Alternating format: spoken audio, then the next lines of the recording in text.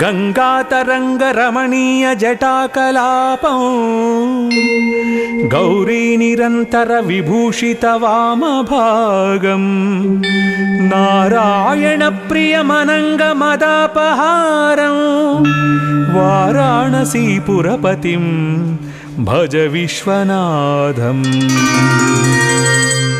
वाचामगोचरमनेकगुणस्वरूपं वागीश विष्णुसुरसेवितपादपीठं वामेन विग्रहवरेण कलत्रवन्तं वाराणसीपुरपतिं भज विश्वनाथम्।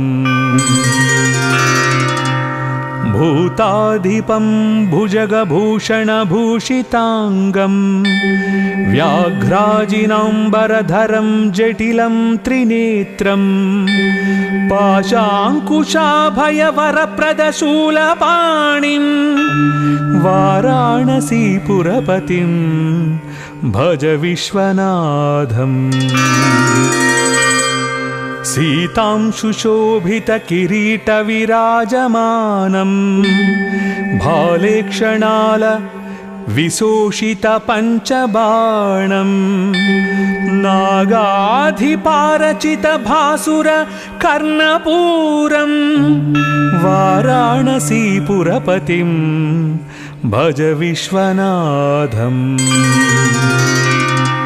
पंचाननं दुरितमत्तमतङ्गजानां नागान्तकं दनुजपुङ्गवपन्नगानां दावानलं मरणशोक जराटवीनां वाराणसीपुरपतिं भज विश्वनाथम्।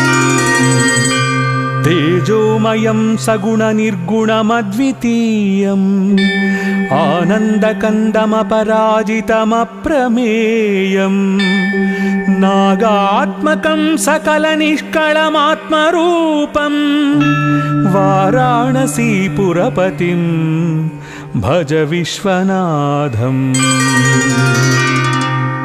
रागादिदोषरहितं स्वजनानुरागं वैराग्यशान्तिनिलयं गिरिजासहायं माधुर्यधैर्यसुभगं गरलाभिरामं वाराणसीपुरपतिं भज विश्वनाथम्। आशां विहाय परिहृत्य परस्य निन्दां पापे रतिं च सुनिवार्य मनस्समाधौ आदाय हृत्कमलमज्जगतं परेशं वाराणसीपुरपतिं भज विश्वनाथम्।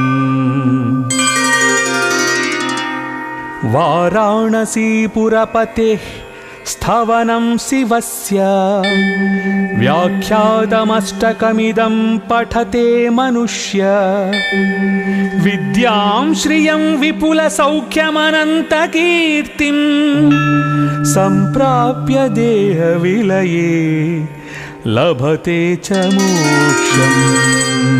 विश्वनाथाष्टकमिदं यः पठेत् शिवसन्निधौ शिवलोकमवाप्नोति शिवेन सह मोदते।